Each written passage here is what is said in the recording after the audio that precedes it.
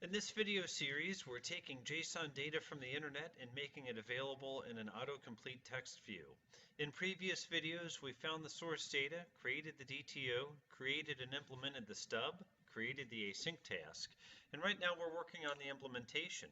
We've created a network DAO, and what we're going to do now is we're going to wire that up to our application. We haven't parsed the data yet. What we simply want to do is take the implementation that implements an interface and replace the stub that implements that same interface, and that's the value of interfaces. Interface is a variable type. Interface can be a variable type, as we see down at the bottom here, just a moment.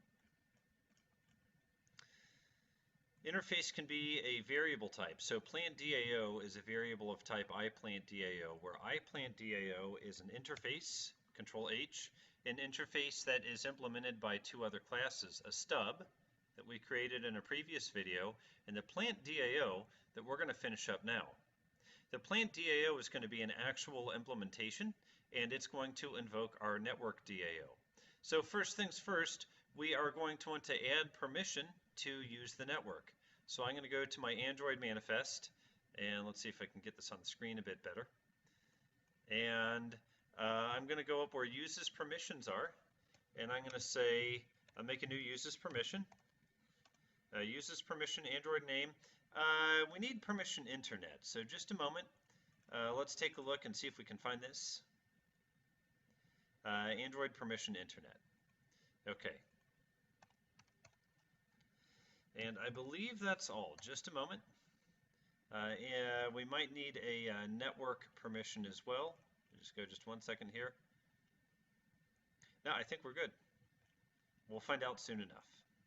Okay, so I'm going to save this, and now I'm going to go to this class called plant DAO.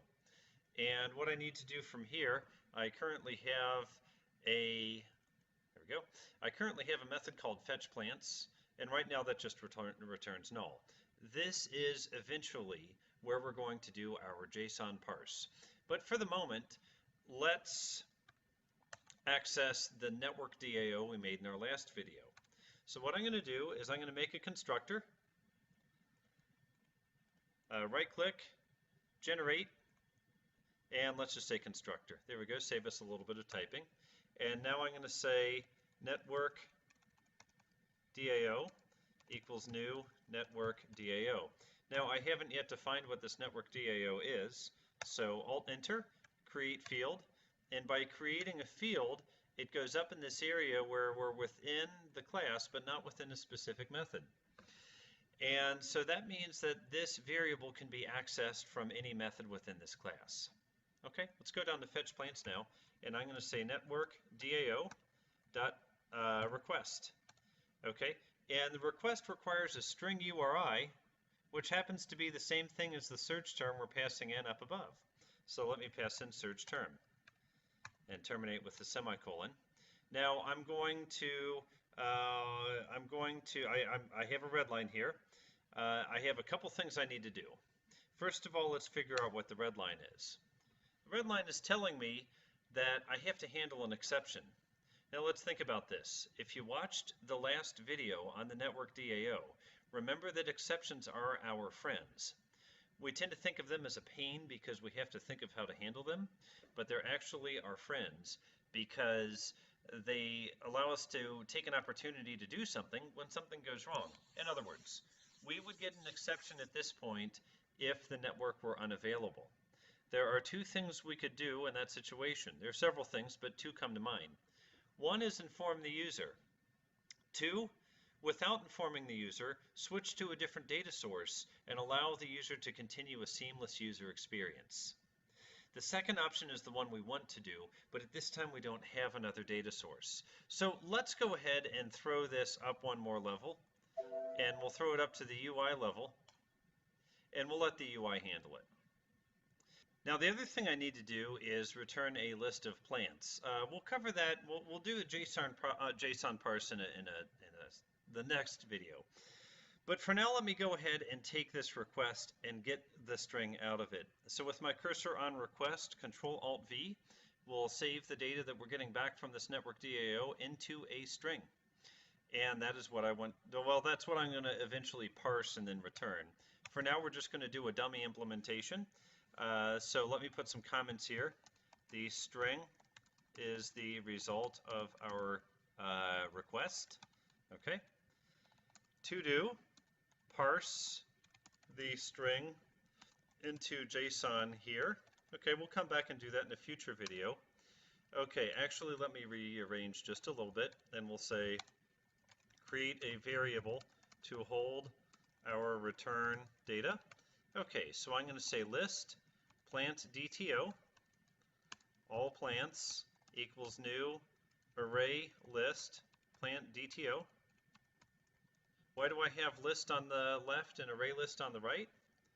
Well, remember that list is an interface and array list is a class that implements interface list. So it's okay to have an interface as a variable type. As a matter of fact, we usually want that to be the case.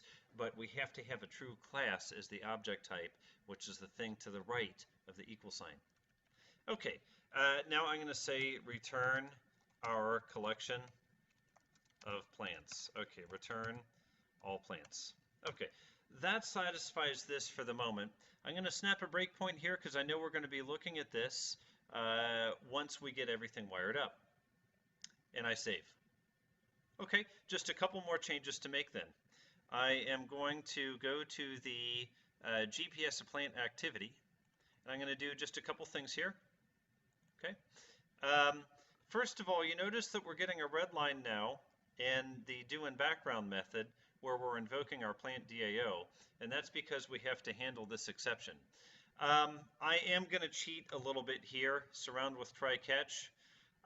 What I should do here is, this is a little bit tricky because this is a separate thread.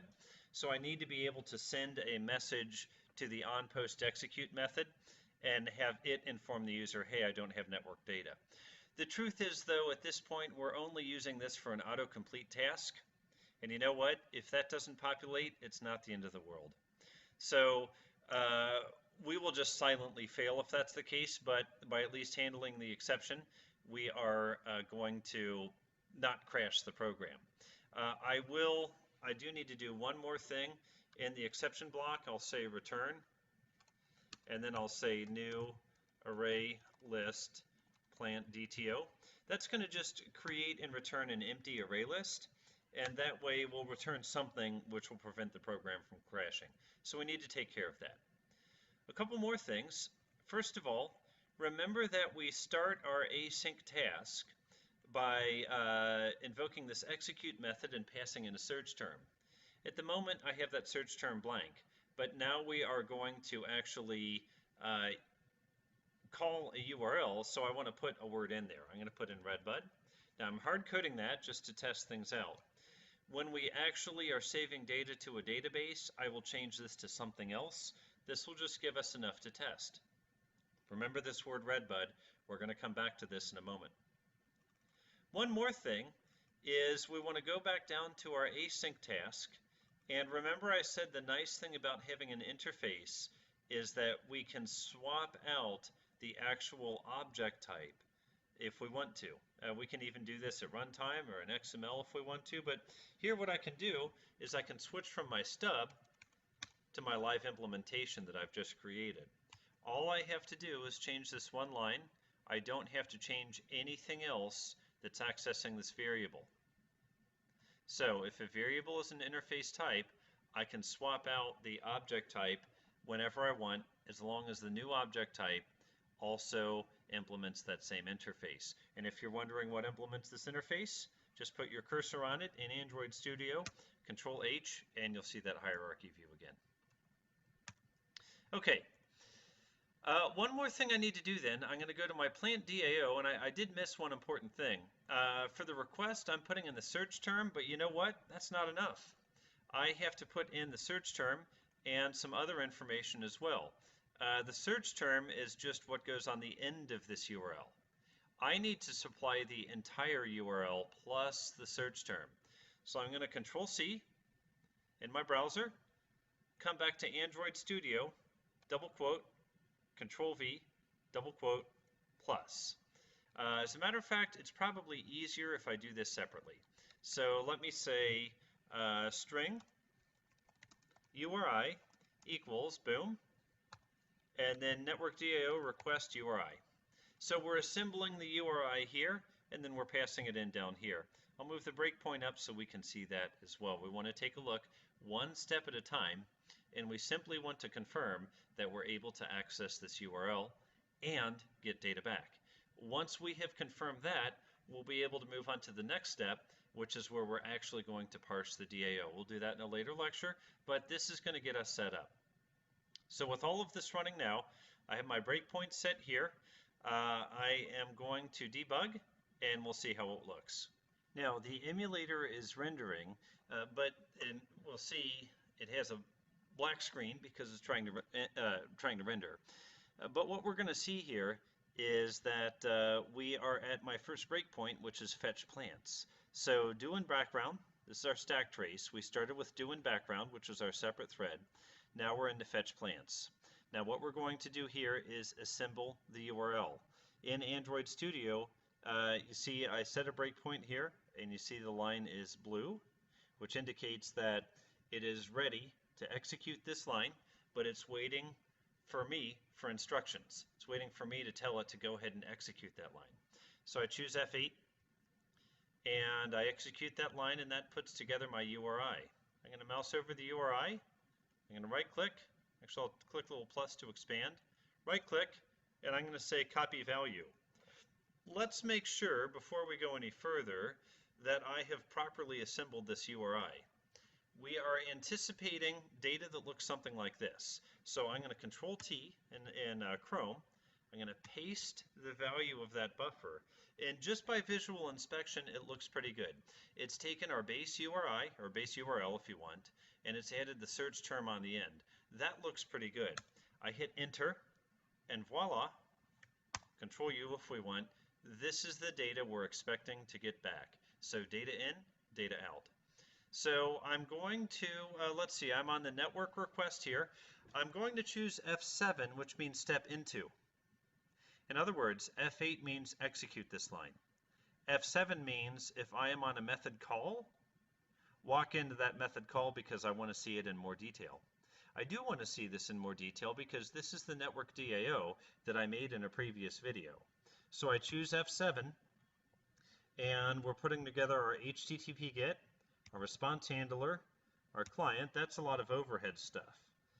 F8. Now, I'm going to pause here for just a second. This line will take a moment to execute because this is where we're actually doing the network call. If your network call is not working, what I recommend is step through it in the debugger. I always recommend that, just as I'm doing here. F8 to execute a line, F7 to step into a line in Android Studio. If it fails specifically on this line, there are one of two things that could be the problem. One is you're not connected to the network, easy enough. The other is you forgot to set the permission properly in the Android manifest. Don't forget uses permission, Android name, Android permission, internet. As long as those two things are okay, you should be okay as well. So go back to network DAO. I'm going to choose F8, and I know there will be a delay, a little delay. Now's a good time. Hold your breath for a second. And actually, the delay wasn't too bad. I mouse over return string. Doesn't give me a whole lot there, but let me go down here to variables. Mouse over return string, and let's just get a look. And I know that's mostly off screen. Let me try and bring it up a bit. It's mostly off screen to this recording, but that is indeed the data that I see when I go to this URL. So I'm pretty happy with that. So I'm going to go ahead and choose F8, and we see that will eventually walk me back to my GPS a plant activity. Let me come back here, and the plant search task. And at this point, okay, I know I haven't parsed the data, but I am happy at this point that I am receiving the data. So I'm going to choose F9, which says, okay, I'm finished debugging. Go ahead and render the program. And here we go. Our page has rendered. So we have confirmed that we're able to use our async task within our activity, GPS a plant. We're able to use it to access the live implementation plant DAO. store that in a variable of the interface type. The plant DAO reaches in and makes a network call on the network DAO and returns data. The next step is to finish this to-do, parse the string into a JSON here, and that's what we'll cover in our next video. I look forward to seeing you then. Thank you.